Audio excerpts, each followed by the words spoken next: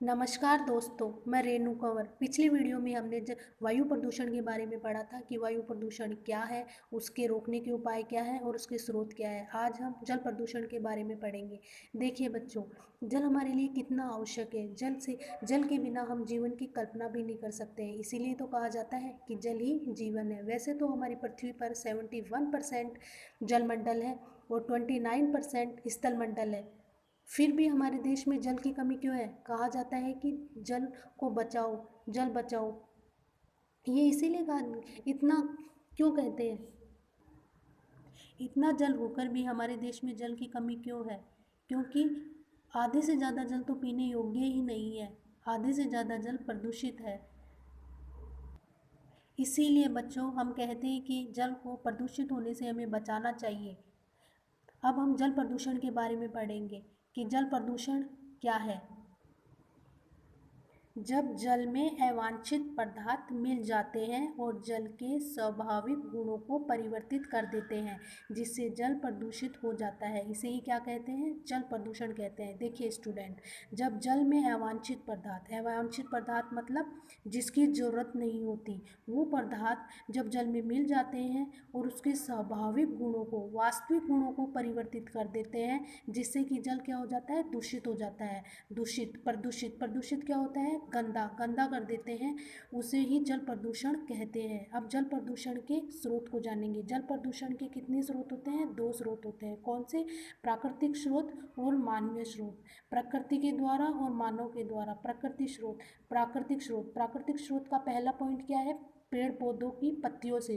पेड़ पौधों की पत्तियां जब जल में मिल जाती हैं तो उससे भी जल प्रदूषित हो जाता है। दूसरा क्या है? खनिज पदार्थों से।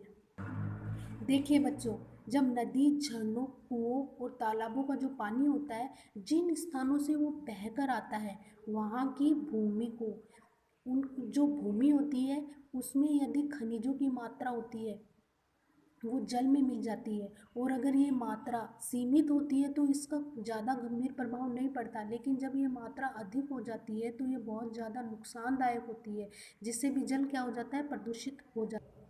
इतना आपको समझ में आ गया होगा बच्चों। आगे चलते हैं। मानवीय स्रोत। मानवीय स्रोत का पहला पॉइंट क्या है? घरेलू बहिर्स्राव। घरेलू बहिर्स्राव जल प्रदूषण का एक कारण ये भी है। जब घर का कूड़ा कचरा जल में बहाया जाता है, उससे भी जल प्रदूषित हो जाता है। जैसे कि हम नहाते हैं और साबुन लगाते हैं तो साबुन का पानी नीचे चला जाता है। जैसे बर्तन साफ करते हैं तो सिंक में से होता हुआ पानी नालियों में चला जाता है, और नालियों में, नदी नालों में जाने से भी जल प्रदूषित हो जाता है। वाहित मल से भी जल प्रदूषित हो जाता है। जब घरों में बड़ी संख्या में जो गंदा पानी होता है और जो शौचालयों से निकला हुआ मल मूत्र होता है, वह नालों में मिल जाता है, जिससे भी क्या? जल प्रदूषित हो जाता है। अगला क्या है? कृषि बहिर्स्राव। कृषि बहिर्स्राव से भी जल प्रदूषित हो जाता है। जैसे कि जब किसान कृषि करते हैं तो उसकी उपज को बढ़ाने के लिए वे क्या करते हैं? उर्वरकों की मात्रा उसमें फसलों में डालते हैं। उर्वरक क्या होता है? उर्वरक होती है खाद। जब हम उनमें खाद डालते हैं तो वह खाद, जब बरसात आती है तो वह खाद बरसात के द्वारा बहकर नदी नालों में चली जाती है, जिससे भी क्या होता है? जल प्रदूषित। अगला पॉइंट क्या है? औद्योगिक बहिर्स्राव। उद्योगों के द्वारा भी जो अपशिष्ट पदार्थ निकलता है वह जल स्रोतों और नदियों में चला जाता है, जिससे भी जल प्रदूषित हो जाता है। अगला पॉइंट क्या है? तेल प्रदूषण। तेल प्रदूषण में सबसे बड़ा कारण है जल प्रदूषण का। जब बड़े बड़े समुद्री मार्गों से जब जहाज़ों में तेल जाया जाता है, स्थानांतरण किया जाता है एक स्थान से दूसरे स्थान पर, तब जहाज़ों के दुर्घटनाग्रस्त होने से भी तेल पानी में मिल जाता है, और जब वो कच्चा तेल पानी में ऊपर ही तैरता रहता है, जिससे भी क्या होता है? जल प्रदूषित हो जाता है। अगला क्या है? जल संरक्षण के बारे में लोगों की अज्ञानता। यानी कि जल संरक्षण के बारे में लोगों की अज्ञानता भी होती है, जिसके बारे जल संरक्षण के बारे में लोग नहीं जान पाते कि जल को कैसे सुरक्षित रखा जाए, जिससे भी जल प्रदूषित हो जाता है।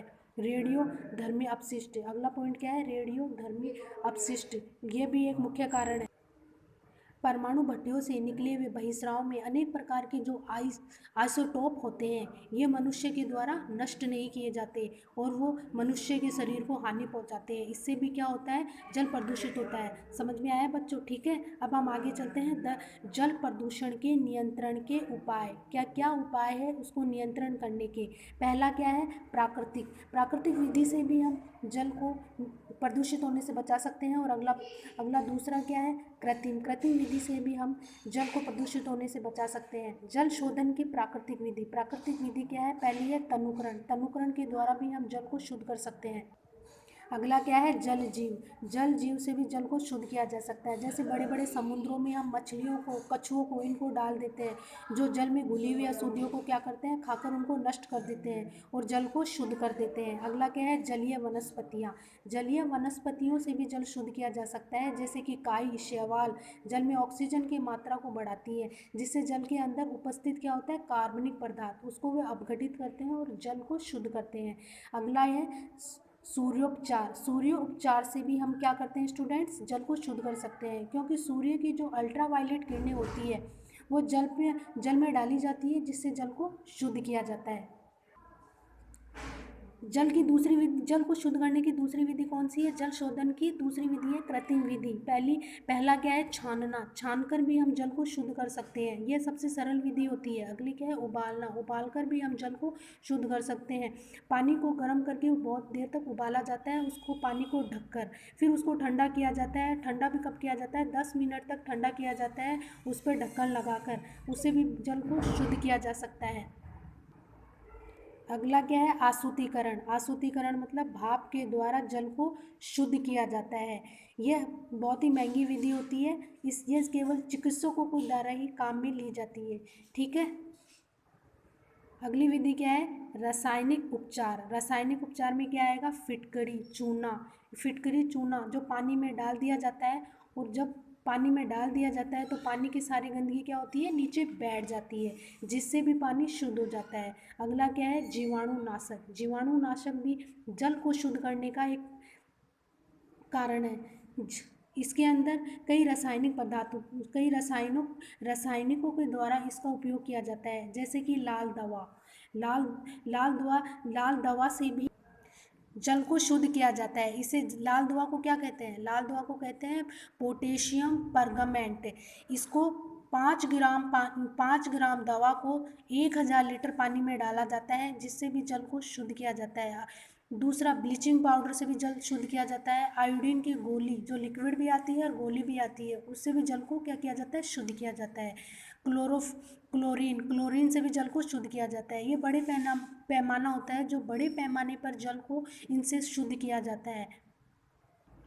ठीक है बच्चों, आपको समझ में आ गया होगा। अब हम अगले वीडियो में मिलते हैं, जब तक के लिए बाय बाय।